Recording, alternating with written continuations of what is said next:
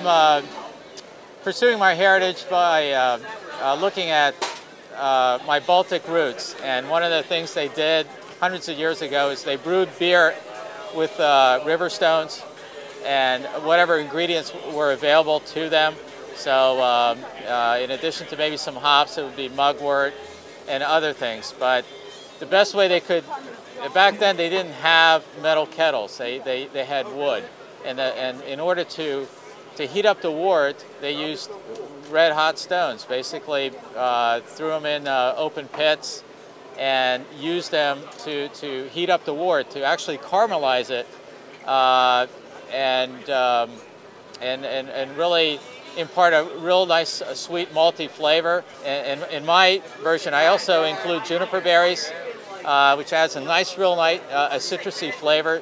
And I also use a little smoked malt, because back then, when they dried the malt, it was all smoky. So it's a nice blend of smokiness, citrus taste, and a little bitterness from the herbs. And I also use throw in some Syrian hops. Homebrewing in Latvia is an emerging tradition.